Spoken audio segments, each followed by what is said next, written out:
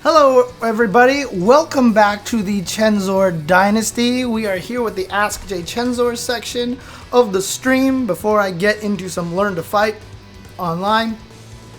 This is where people can just ask me questions all over the place, and one of the questions that was already in the chat that you guys just missed over here was that, let's see, where was it?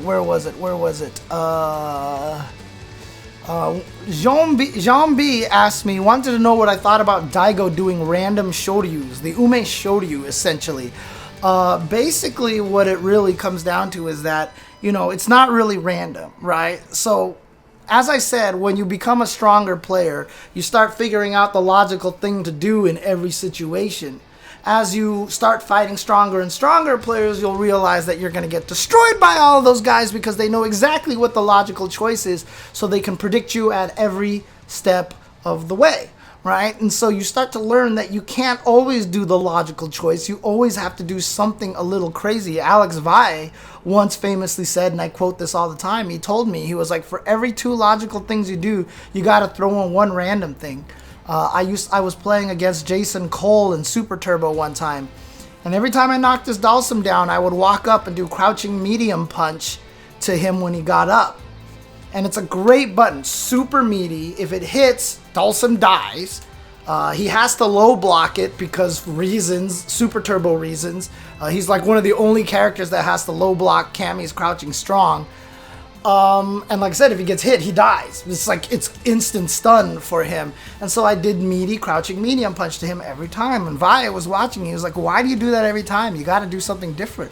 And I was like, because it's so good. It's so good. It's like, you have to do, like, it's meaty. I gave him all the reasons, and Vaya was like, yeah, but you're never putting your opponent into a situation that they're not familiar with anymore. Every time you do that, it's just such a comfortable known state that he's never going to get put in a panic. He's like, you got to do something less optimal from time to time just to throw it off. And I was like that one guy, you know, with the camera spinning around him, right? And so basically that's kind of what Daigo is doing. Yeah, Vi told me this. This is what Vi told me. And this is basically what Daigo is doing with the Ume Shoryus, right? What he's doing is he's not randomly uppercutting. He knows the situations, he knows the key moments at which he can throw in an uppercut that has a high probability of hitting, but probably shouldn't be done in the long run too often. So it's not that it's random. He picks the right moments to do them. And when they land, they throw the opponent off, and that opens them up for a lot of other things. He's throwing those in there randomly, but by trying to be unexpected, so the opponent is never just put in their comfortable space all the time. So he always wants to keep them confused and guessing. So yeah, the Ume Shoryu feels random, and yeah, there is that problem that a lot of people say that, oh yeah, when it hits, you know, like when Daigo does it, it's like genius, and when other people do random uppercuts, it's awful, right? You know, it's like there's this double standard going on. But I mean, to be honest with you, the reason why that double standard exists is because Daigo's success rate is increasingly higher than most other people at this point. So at the moment, MDZ Jimmy developed a Jimmy Shoryu in Street Fighter V, and he's using it very well recently. And that's the way it works. Uh-oh, mic crackling. Let's fix that. Sorry about that. But let me know if that fixed it. Let me know if that fixed it, because it's just my capture card thing. Yeah, I mean, literally, I mute XSplit and I bring it back, and then it's fine. Like I said, streaming is a blow-up. None of streaming was ever designed to be streaming. Everything that you do for streaming is, let's get a capture device, right? Oh, let's find this program that lets me stream to like, there's no actual, like, streaming machine, right? Everything is cobbled together. Streaming is such a crazy thing. Yeah, exactly. Nephew put out a good video on it. I think he breaks it down that it's worth it to do statistically. Yeah, and again, when you say statistically like that, I call it pot odds. I usually use it to kind of match poker analogies, right? A lot of the times you know, you will go all in on something because you have the strongest chance of doing it right. If you get sucked out on and you end up losing, you get mad. But the reason why pot odds are there is because going all in on that percentage-wise will grant you more success over the long-term range. If you focus on just that one tournament, you will absolutely be frustrated and be like, God, this guy totally sucked out on me by doing this thing. You know, but if you look at it throughout the course of a year, your money, or the amount of times you win that all in, or the amount of times you win that match in tournaments, is overall better than not. And so that's why you would kind of go for it in those kind of situations. And whereas Daigo, like I said, Daigo somehow just has this really smart way of finding the right times to go all in with a random uppercut. But like I said, it's based off of patterns that he's recognized. He knows all the little key moments through the course of the first few rounds where he knows the kind of behavior you're going to have, that this uppercut would work in this time. Sure, you might block it, and sure, in Street Fighter V, that means you could completely die.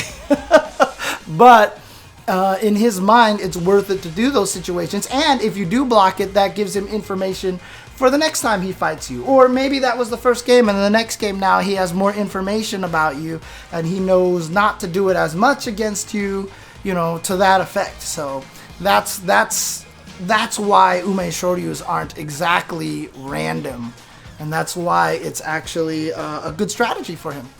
And if you guys were watching earlier on the Chen reaction, I was just talking about the concept from a tweet by MechaMacGyver saying that, you know, fighting better players, like I fight better players better than I do, you know, I play better against better players, you know, being kind of a fallacy, basically meaning that, you know, you're losing to these better players. You just feel better about it because you're losing slower. And then there's a lot of people who responded to the tweet and agreed with them. And while I do believe there's a lot of logic to that, and while I do believe that there's, you know, some substance behind there, but my last talk was talking largely about the fact that I think there actually is a legit state that players get into where they forget all the anti-scrub stuff, and they start learning all the things that fight smarter players.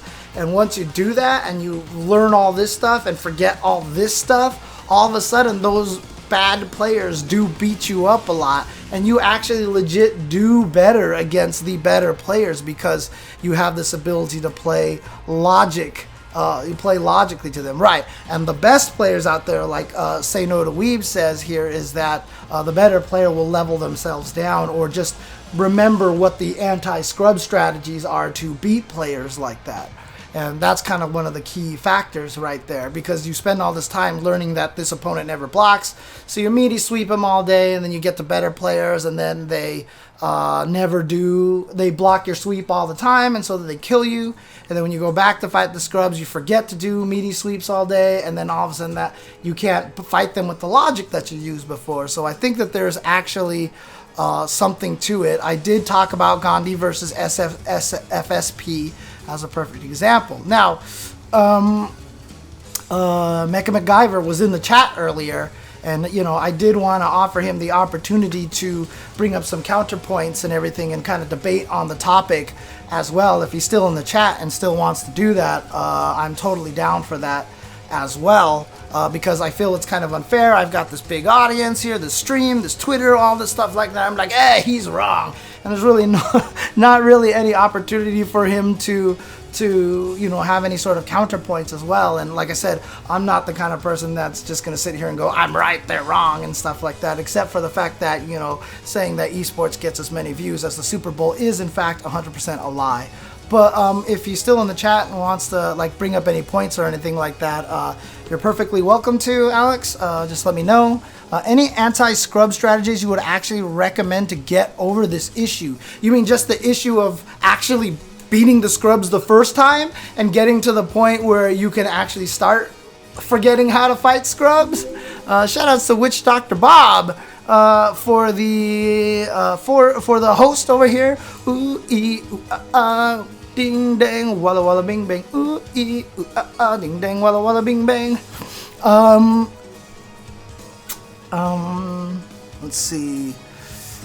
Any good anti-scrub strategies you would actually recommend to get over the issue? That was actually one of the funnest songs to do on DDR. I think it was DDR Max 2. They put the Witch Doctor in there, and it was actually really fun steps to do. What you want to do to scrubs, honestly, is let them hang themselves. That is one of the biggest things you want to do. And then also keep it simple, stupid. You know, the kiss strategy. Keep it simple. Don't go nuts against them. Don't try to apply your offense to them. Make sure that you play reactively to them, because they're not going to play reactively to you. They are going to try to do stuff first, right? So if they're mashing a lot of buttons, that means you get to jump in on them because they're not thinking about anti-air, right? If they're jumping at you all the time, stand in their jump range. Go into their perfect jump range and just stand there. And then whenever they jump, just keep anti-airing them. If they like to wake up uppercut, EX uppercut, walk up to them and walk back when they get up. So if they wake up and try to throw, you'll be out of the throw range. And if they do wake up uppercut, you'll block it and then you can kill them with a crush counter.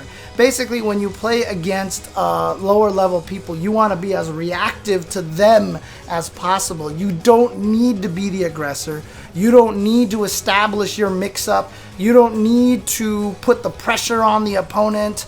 Well, there you go, Witch Dr. Bob.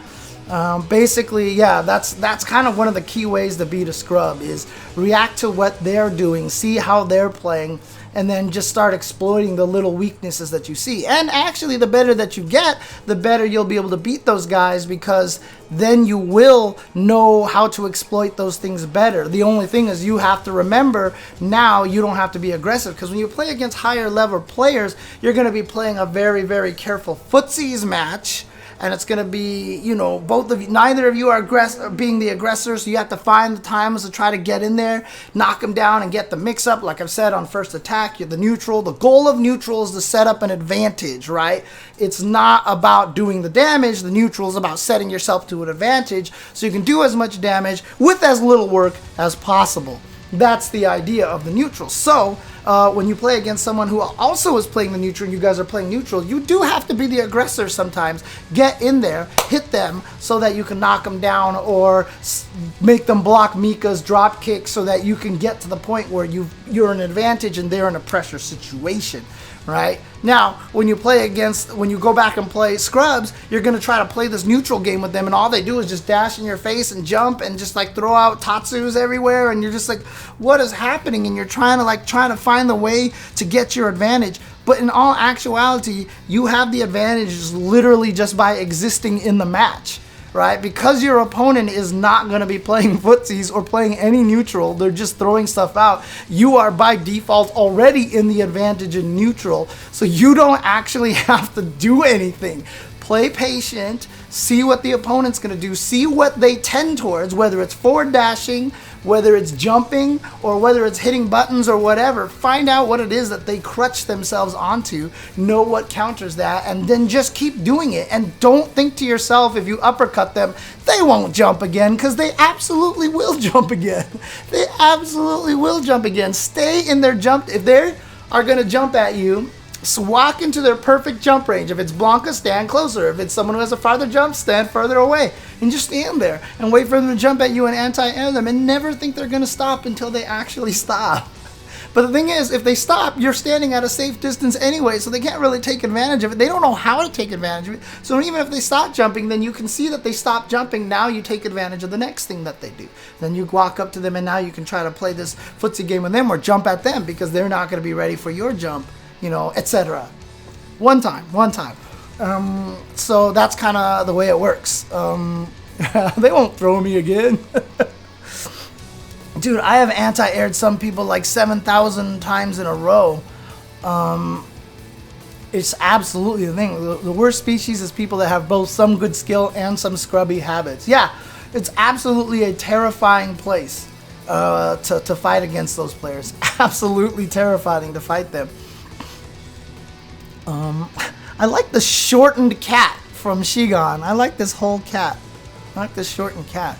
And what's kind of cool about that though, Casey Snipes, is you're saying that this whole chat is about me, ha ha ha. But what's cool about that though is that you're sitting here and you're reading this and you're absorbing this and you're learning about this. You're learning about this mentality. So I think this will actually help you, because some of these things that we say will come back to your head when you're actually playing the match now. You're going to be like, oh yeah, I remember them talking about that. I remember talking about that. So there you go. When they do DP on your wake up, yes, that is definitely another one. The people will just walk up to you and EX uppercut you in the face. Oh man, it's so painful. I anti-air 12 times in a row. I'm like, no way they jump again. I'm gonna push a button now. No, if they jump again. Yep, NDS6. Yeah, and that absolutely happens all the time. Like I said, just never believe they're gonna stop. And that's the thing, is what's interesting is when you are a beginner and you're playing against that the first time, you're not noticing that as a pattern. You're not thinking to yourself, okay, now that I've anti-aired them enough times, they're going to stop jumping. You haven't transcended into that mindset yet. You're just like, he's jumping. Oh my gosh, hit him. He's jumping. Now let me try a fireball. He jumped. Oh my gosh. You're not recognizing it as a pattern. You're not trying to think of yourself as discouraging somebody from doing something. So before you learn that mentality, you might be able to beat those kind of players because you're just anti-airing them, because you're not trying to read. You probably didn't even notice that they jumped 12 times in a row and you anti-aired them 12 times in a row. But the better you get, the more you notice that, and now you really want to believe they're going to stop. You really want to believe they're going to stop. I mean, there was once in Street Fighter 4, this was one of those perfect examples that I just loved. I dashed up to a Ryu player. Right when he got up, I backdashed. He went, Shoryuken, low forward drill. I walked up right next to him, and I'm just going to do it again. I backdashed, Shoryuken, low forward drill. I walked up to him again, and I was like, he's going to do it again. And I backdashed, Shoryuken, low forward drill. And then I was like, he learned. And then he got up, and I threw him, and he died. It was like one of the greatest. It was just like, he did wake up uppercut 3 times in a row, and then on the 4th time, I threw him. And it was just, you could tell, like, again, there was just something about it that I was like, he figured it out. He figured it out. He's not going to uppercut this time. And I threw him. And it's just, there's this weird, I don't know what it is. It's just, at some point, you just kind of figure things out like that. It's really odd. I can't explain it. I can't explain it. Actually, 2 is usually the magic number. If you play Third Strike, the most common thing is universal overhead sweep. 2 universal overhead sweep. 2 throws into meaty. Like, 2 is always the magic number. 2 is the magic number right there. Oh, man.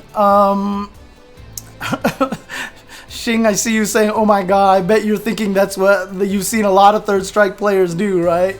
Universal overhead sweep. Oh, man. If you get hit by 2 universal overheads in Third Strike, you're dead. Yep, game of chicken. That's why that one time that Phenom command threw Daigo 4 times in a row to stun him was such a great moment, because Phenom just said, you know what, you are going to take throws until you die, because he really understood that Daigo was going to block, because everybody stops after a while. So he command threw him, and he command threw him, and he command threw him, and he command threw him, and then he stunned him, and then he command threw him, and he died. And again, yes, that was season 1, where you could get loops like that a lot easier, but that's the way it works. So that's just how it goes. I guess MechaMacGyver took off. I guess if I say Third Strike loud enough, maybe that will get his attention or something, or maybe he disappeared at this point. But the craziest thing about that though was that because Daigo took those 5 throws in a row, it's been harder to throw him that many times in a row now, because nobody ever tries it anymore, because everybody remembers that moment, and like nobody believes that it'll work anymore because it happened to Lord Daigo. I haven't seen the 5 throws in a row in a long time. So, oh, no worries, Auric. If he doesn't want to show up, it's fine. I don't want to force him into anything that he doesn't want to do. So, I did watch the last half of the debate last night. Anime lover, it was, yeah, it's a yeah. Anyways, I don't want to get too much into it right now. It's just at this point in time, it's just like a circus at this point. Do you think this worked twice? I'll keep doing it until he stops me as a good or bad mentality. And again, Catalyst, so this is kind of what I said in my first attack episode, right? Those kind of questions are very interesting because there's no right answer to it. I can't answer that question. It really just depends on who you're playing against. If you play against a crazy person, then yeah, keep doing it until it stops working. If you're playing against someone that you know is really into that mind game, you can't do it, then you gotta kind of mix it up. And, you know, it really is based off, and this is even if you've never played them before, this is based off of the information that you've played before, right? So obviously, like, if I play against a guy like Combo Fiend, I know that they will keep doing something even if I stop them twice. If he jumps at you twice and you uppercut him twice, he'll jump at you at a third time. That is the style of Combo Fiend. He wants to show you that you can't train him. That is, like, one of his whole things. He's a very defiant kind of player. He refuses to let you train him, right? And that's the kind of style that he plays. And so you can't say whether, you know, doing it more than twice or whatever is I can't say yes or no, because you have to base it on who you're going up against. You have to base it on, you know, what you've learned about that player. And so it's always going to be a, you know, split time decision. You always have to make that decision right there and then, but it should always be an educated decision, or it's early in a game and you want to find out that information. So you just do it 3 times in a row because you want to see how they react eventually, right? You just do it 3 times in a row because you want to see how they react to it. You know, if you do it the first time, you're doing it to gain information. Once you gain that information, then you can start basing your strategy afterwards on that. So, that's how it works. Let's see. Casey Snipes. I get excited watching high-level play, but I'm confused about how much energy I want to put into learning to get good. I don't want to ruin the fun of the game. Thoughts? It gets more fun the better you get. So the better you get, it will get to that point where you're like, holy crap, this is what I was missing. Oh boy, this was amazing. Like a couple of the matches that I was playing on Unist on Monday, like they came down to the wire and I was just like, oh my god, these matches are so good. It's a lot of fun. It's a lot of fun. And so if you actually don't get to that point, you might be hampering yourself from having some of the fun. Now, having said that, not every fighting game is for everybody, right? I mean, there was this great video out there. It's an older video. I've seen this video a million times already, but everybody likes to post it. It was making the rounds on the internet again yesterday for some strange reason, but it was the video of the dog, the puppy, that was trying to be trained to be a service animal, and the dog basically was just like grabbing the empty wheelchair and like throwing it, like a guy with a walker with the tennis balls on the bottom of it was trying to walk and the dog at the same time, and the dog grabs the tennis ball from under the walker and like pulls it away and like literally drags the guy onto the ground and everything. And like this dog got distracted by everything when it was trying to be a service dog. And you know, even though you feel like this is what you want to put somebody through, not everything is for you, and there's a lot of different ways to live, basically. So what I'm trying to get at here, Casey Snipes, is that Street Fighter V might just not be the game for you. You might want to try some other games. Obviously, that's an expensive route unless you can find some friends to play locally on their machine. Street Fighter V might not be your game because Street Fighter V does require, I think, a larger amount of dedication to learn how to play. Street Fighter V is, I still think, one of the hardest fighting games to learn right now. And that's why I hate when everybody tries to make fun of Street Fighter V as that it's like completely brain dead or it's so simple. Oh my gosh, like they totally dumbed this game down. It's actually, I think, kind of one of the more opposite examples, because I really think Street Fighter V requires some of the most studying out of any fighting game right now, even more than Tekken. Like once you start figuring out and understanding how moves in Tekken work, you kind of get an idea of what class of move they are, and so you it starts making sense. Whereas in Street Fighter V, one person's crouch medium kick is +1, the other person's crouching medium kick is -2, right? Bison's stand heavy kick is +1, everybody else's stand heavy kick is -4. It's like there's no rhyme or reason to it in Street Fighter V unless you just look it up.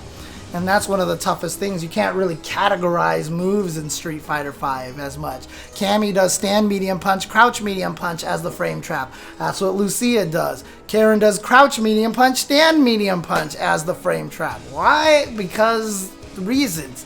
You know, it's inconsistent, and so it actually does require a lot of studying.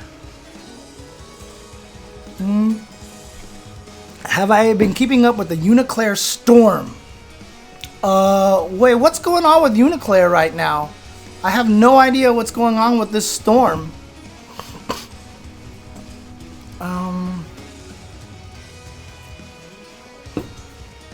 What is happening in this UNICLR situation? You got it for $7. Oh, okay, cool. Well, there you go, Casey Snipes. Yeah, but remember, Street Fighter V doesn't play anything like Street Fighter 2. Doesn't play anything like Street Fighter 2. So the things that you enjoy about Street Fighter 2, like cool fireball zoning, etc., doesn't work on Street Fighter V. Street Fighter V is a vastly different game than Street Fighter 2. So just because it's Street Fighter doesn't necessarily mean that it's going to match what you like about it. So Grand Blue Fantasy Versus has more of a Street Fighter 2 feel to me than Street Fighter V does, for example. Yeah, I love the fact that, you know, on Monday when I was playing against the Vatista on UNICLR, and he was zoning the crap out of everybody. He had like a 5-6 game win streak in my lobby, and it was cool to play again. I mean, it's super frustrating and it's super annoying, and you get easily annoyed by it, but it's still a fun puzzle to try to break. And as long as you look at it that way, like it's a fun puzzle to try to break, you'll be able to do it. And I was able to win I think the third time I played against him. I think I lost the first two, and I was able to win finally the third time by just being patient and remembering all the different options and paths that I have. People complaining about netcode and about character balance as a story as old as time. Is that what everything's about? Lots of users complaining about Enkidu and Wagner. Yeah, I mean, oh, and that new character has a game-crashing combo. I mean, if anybody does that, ban them from the tournament. I mean, it's that simple, right? Yeah, there's going to be bugs in the game. Let them patch it. I mean, Grand Blue Fantasy Versus has that proximity OS that everybody was going, oh my god, and then they're like, hey, look, we're going to patch it in March, and it's going to be gone. So it's like, why is everybody mad, right? It's not like you spent 4 years waiting for improved netcode, right? I mean, it's literally a month, and they got rid of this proximity OS bug. So I'm not worried about the game crashing bug in Unist. Characters being strong is a common thing that just happens in fighting games. Hopefully they just continue to balance UNICLR as time goes on. You know, right now, Fairy is too strong in Grand Blue Fantasy Versus, but people are learning how to fight. Gran and Catalina, people are complaining about. UNICLR has a lot of bugs. Fighting games have bugs. Fighting games have bugs. It's just the way it works. Every fighting game has bugs, and there's really nothing you can do about it. So, oh, cool. What's up, Alex? I don't know. Is there anything that you wanted to address about what I talked about? Is there anything that you would like to, you know, counterpoint on? Because I would love to have a discussion on it. I think it's an interesting discussion. But yeah, I mean, in Uniel, good God, like Waldstein, Gordeau, and who was the third monster in the original Uniel? There was 3 monsters. It was those 2, and there was one more character that just like killed everybody. Everybody. And it was frustrating. And I remember because I was a Nanase player, and Waldstein just completely destroys them. Okay. Cool. So MechaMacGyver is saying, I think my perspective is a bit different than yours. Sure, no problem. Is Bethesda the one that has the game that opens with the guys in the carriage and the horse is walking along, and the horse glitches out a lot and does all sorts of crazy things, and it's the most hilarious things? Oh god, there's one video that I saw this horse glitch over there, and oh my goodness, it was like the funniest damn video I've ever seen, and it makes me laugh even to this day. I'm gonna go see if I can find it because it just, god, that video just cracks me up. But yeah,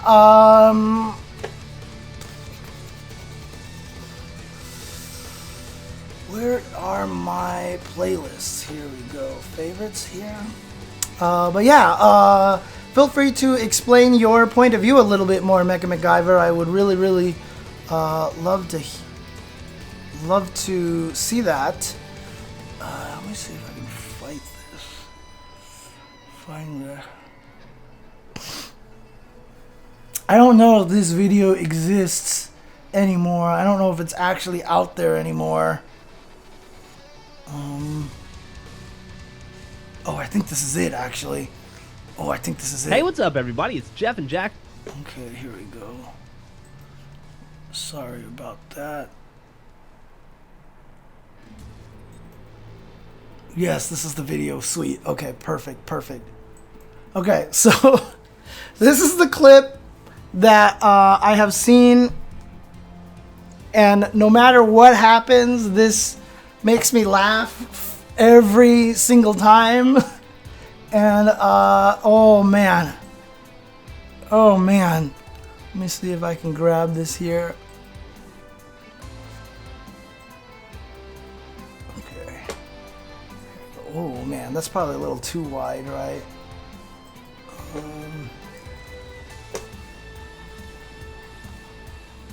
Here we go.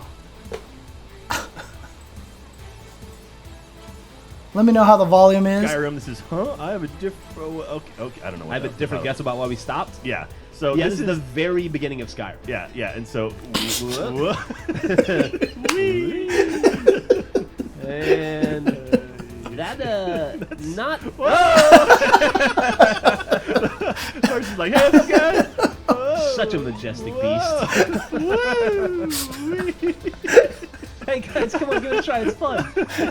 Who gave the horse ice skates? That's just wrong. That guy is, that's a tough guy right there. Like He's no, not even gonna bother that guy looks coming really around. good. Sorry. And Aragorn over there's like, I don't give a fuck. Yeah. All right, well that does it. Oh my god. And it's funny too because of that clip.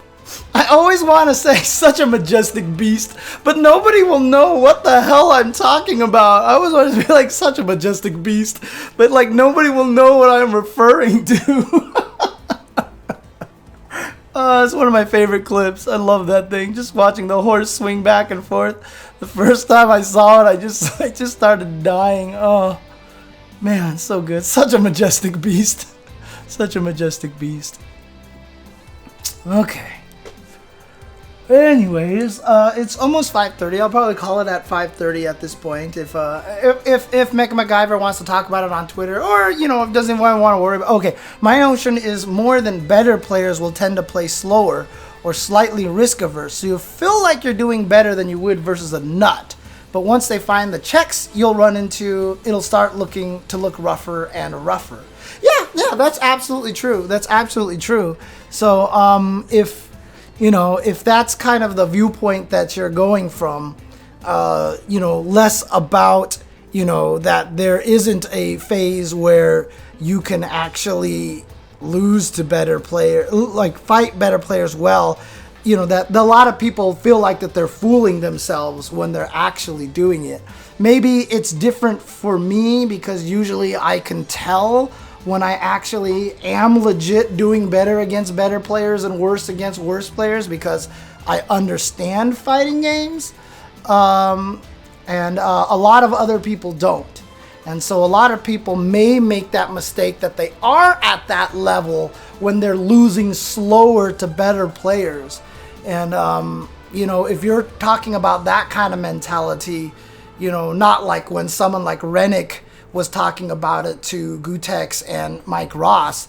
If it's more about, you know, these players who really are just like legit fooling themselves, I mean, yeah, you can definitely feel like you're doing better because, you know, you'll beat Alex Vi the first round because he's gathering information and then he just like slaughters you the other rounds. But you're like, I took Vi out that one round, so clearly I'm doing better against stronger players than I am against weaker players.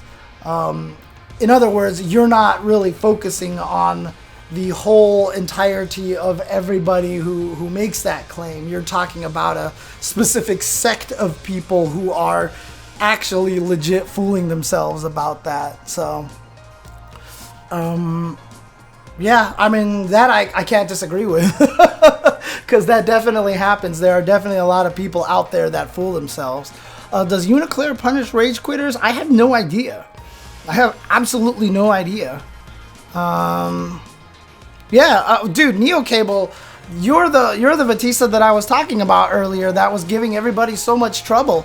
I was telling everybody, like, you beat me twice in a row, and then I had to figure out how to get in finally, and I was able to win like the third game. But it was fun to do that again. I you know, when you play these games, I was getting frustrated by the zoning 100%, but that's the thing. That's the key to zoning, right? You want the opponent to get frustrated because then they play weaker and weaker. So when I play against it, what I want to do then is not get frustrated, figure out how to get in and figure out how to play that situation smarter, right? And I was trying to realize what I was doing, but at the same time, I like that because it's a different kind of style. I like it when I fight a character and I have to do something completely different against one character than I have to against another character. It feels very ST-like. Like when I sat there and went and tried to go find Zawa videos playing Nanase online, it's fun and interesting to me to watch him fight a certain character and goes, how does he approach this matchup, right? A lot of games these days are about, you know, very close ranged combat, and that once you get the knockdown, it snowballs, right? MK11, Tekken, Street Fighter are all that kind of game now. So, you know, you don't really get to see as much of the how do I approach the enemy. It's more how do I directly deal with this. Oh, Ryu and Gil can parry Honda's EX butt slam. You know, Lucia has to do light spin kick, you know, etc. And so when you're getting into those situations like that, you can pick up those kind of tips, but it's less about how do I get in on this character? How do I keep this character out? What are some good anti-air buttons that I can use to keep this specific character out? You don't have to spend as much time learning those kind of things. It's kind of what I liked about Sam Show too. Sam Show feels that way a lot too. You fight against the Tam Tam. Tam Tam's running away. When I fight Tam Tam, it's a very different fight than when I fight Genjuro, right? So there's something about that I prefer. I enjoy more. That is where Sam Show, UNICLR, and where Grand Blue Fantasy Versus kind of fall in for me. So that's kind of how it works right there. Yeah, you're talking about me. My passion is a double-edged saber. Or are you talking to somebody, or you're talking to Saber in the chat? Is Saber in the chat? No, but it's actually true. Like, my biggest problem is that I have too many goddamn games to play and I can't get good at anything. Took a round off of Rixta. Oh, Rich Sticks.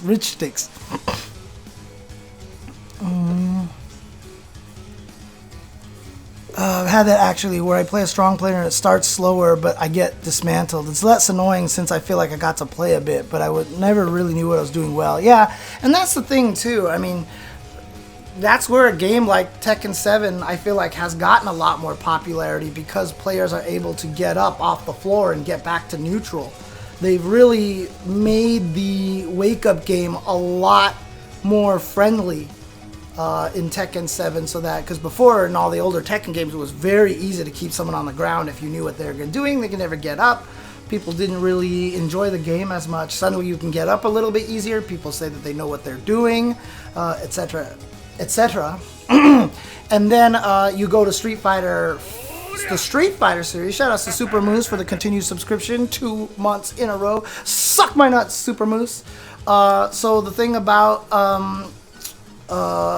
Street Fighter is that you went from a game like 4 or 3 in which you could parry every time you wake up, so you felt like you were trying something even when you were knocked down. You're like, haha, I'm gonna try to parry, and even if you failed, you're like, dang it, I guessed wrong. Or in Street Fighter 4, you just backdashed everything, or uppercut FADC'd everything. Then you go to Street Fighter 5, and suddenly when you get knocked down, you have to respect everything, you gotta figure out the data, and every time, every guess you make, you're wrong, and you just keep getting killed. Like, oh, I'm gonna block this command throw, and then Mika does towards heavy punch, and then she's +3 again! And so she gets to actually put another mix-up on you. So even though you guessed right and blocked this, you have another guess that you have to deal with, so guessing right caused you to die. And so people found Street Fighter V less fun, because now you can't get up off the floor at all, right? So what you said about... you know, Duck Helmet, where you said that it's less annoying since I feel like I got to play a bit, but really I was never doing well. That's why I keep saying a lot of the things that I want to change in Street Fighter V won't actually change the game, but just change the weird, subconscious, you know, it's like fooling you into feeling like you're playing the game more. That's kind of what I want. Those are the kind of changes that I would like to give Street Fighter V. Put your back into neutral more. So that you'll die slower, essentially, is kind of how I want to do it. So, yeah, Catalyst, if you talk to every Tekken player, even though it's super hard to get up in Tekken, even in Tekken 7, compared to the previous games, it's apparently so much easier. James, you hear about the terrible DLC practice from DOA 6, unlocking a hair color which needs payment locks up the one currently in use. Wait, if you buy a new hair color, it locks the hair color that you were currently using, so you have to buy the other hair color again? You can't switch back and forth? You used to lose for getting up wrong in older Tekken. Yeah, see, MechaMacGyver would know, so he's got a lot of that Tekken knowledge. He's got that legacy knowledge, and that's what everybody told me. It's like if you just got up incorrectly, it was so easy to pick you up and refloat you off the ground, and basically you would be just put into the same mix-up repeatedly over and over again. Right, exactly, Duck Helmet. And that's one of the hardest things about Street Fighter V, is a lot of times you just don't feel like you got to play, right? It's weird, because if you think about it, if you block a cross-up on your wake-up, you feel like you got up and you blocked something. In your brain, you've already registered a success, like I successfully blocked the cross-up. Now you're in the exact same mix-up. Throw, shimmy, you know, or attack. You're in the exact same mix-up as when you got off the floor and someone meated you, right? But just by blocking a cross-up, you feel like you had a success and you feel like you're playing the game again. You'll feel that much better even though you're put in the exact same mix-up. So that's why I've always said I want to have the option of having it so that if you don't quick rise or back roll in Street Fighter V, you get up with throw invulnerability. So if the opponent's not ready for you to stay on the ground, then you'll just get up and you don't have to deal with that throw mix-up. However, if you stay on the ground a lot to avoid that, that means you're cross-up fodder. The opponent's going to cross you up every single time. And if you're in the corner, it's super easy for them to go for their meaty attack, and then they see you don't do any of the quick rises, and they'll jump at you because they don't need to back off. They're in the corner. They're going to jump at you and get a free cross-up on you anytime anyway. And you're going to be put in the exact same mix-up, even if that throw mix-up, even though you thought you avoided it by not doing a quick rise. So it's subconsciously better, but it's not actually better. The only thing that makes it better is that now the opponent crossed you up, so they put themselves in the corner, you know, that kind of thing. That's kind of the idea of what I would do to Street Fighter V. I would keep the game the same, but fool people into thinking that they're getting up and able to do something. Some situations cause the opponents to get up back turned. Ugh, God. And yeah, that's not good at all. I would love to see Street Fighter V dissected by a game sports psychologist. There's just something about Street Fighter V that feels brutal compared to a lot of other fighting games.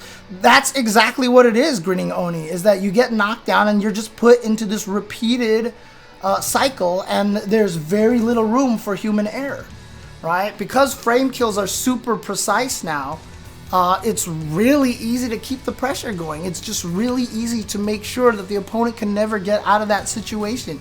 You'll always have the same timing for the meaties, you know, and for the back rolls. And since you don't get up off the floor, you just keep getting looped onto the floor. And every time you make a decision, it's the wrong decision. Even when you make the right decision, it's a wrong decision, right?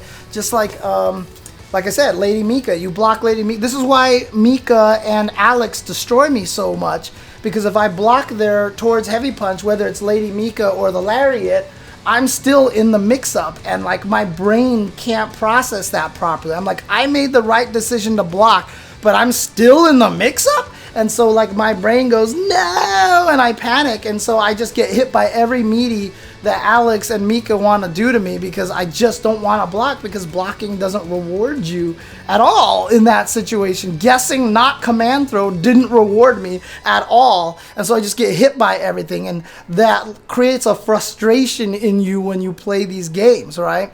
And Street Fighter V took away the cool combos, so you don't have the ability to style on somebody when you finally do get the hit. You don't get invincible uppercuts, so that when you uppercut a limb, you feel good about yourself. They didn't give you any parries, because if you could parry stuff, then you just, like, even if you parry one thing and get a sweep, you're like, yeah! Like, I mean, I've talked to MechaMacGyver about this a million times. Like, I don't like parries, but I think it's one of the greatest systems for making you feel good about yourself in all of fighting games, right? So that's the problem. Street Fighter V doesn't have a lot of ways that make you feel good about yourself. Season 5 has improved that, because they've added a lot of crazy things like Abigail Tire, and when you do shenanigans with Abigail Tire, you know, you will crack yourself up. You'll just be like, I can't believe I did that, you know.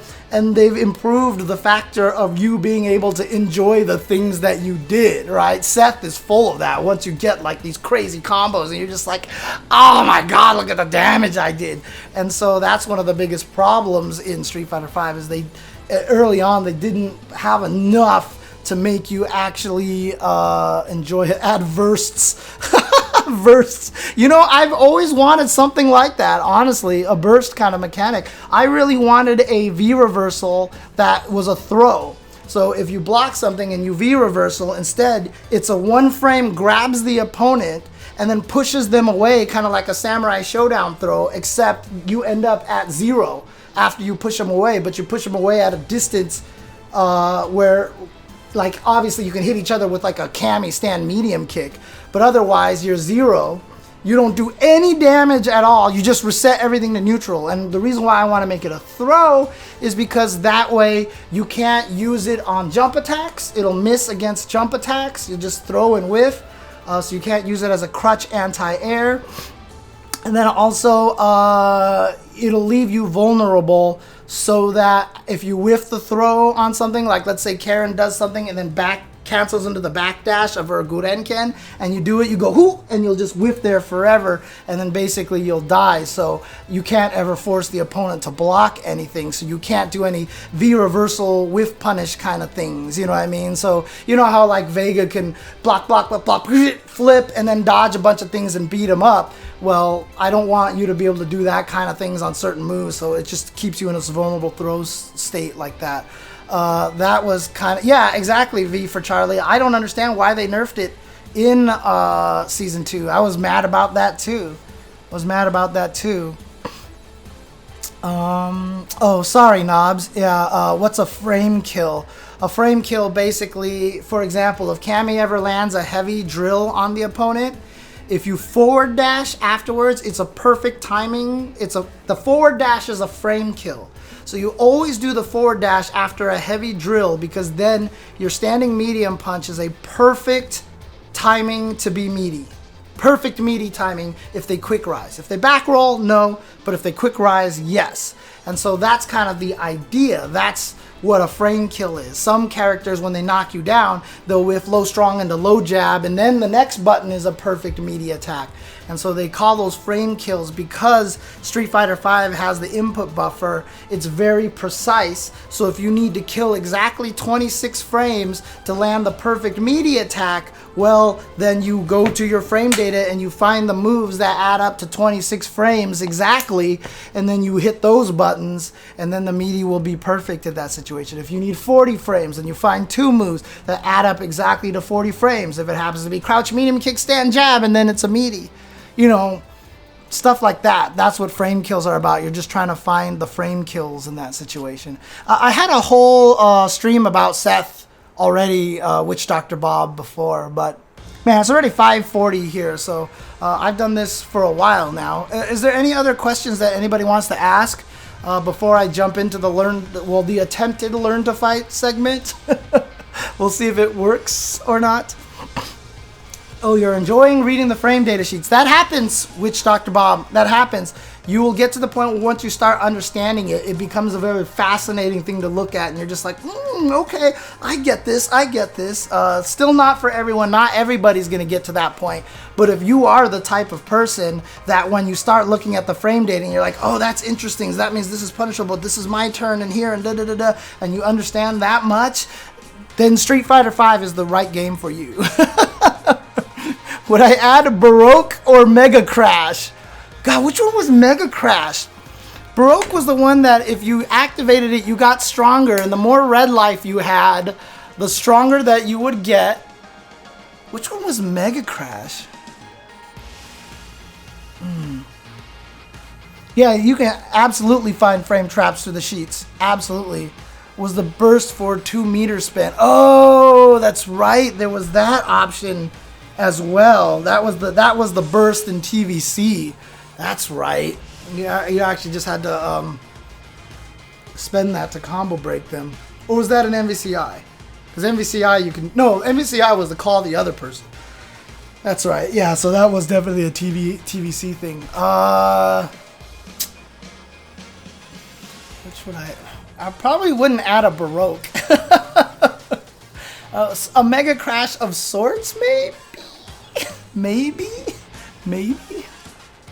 In any case, if you guys don't have any more questions, I'm going to go ahead and jump to me playing online and seeing if I can do better and actually play Lucia at a competent enough point that I can do a proper Learn to Fight series. So I'm gonna do that, and again, if you guys are watching here on Twitch, don't go anywhere. I'll run some ads and then come right back with that. If you guys are watching this on YouTube, if you see Learn to Fight show up on the YouTube channel, that means it was a successful enough of a session that I can actually do that.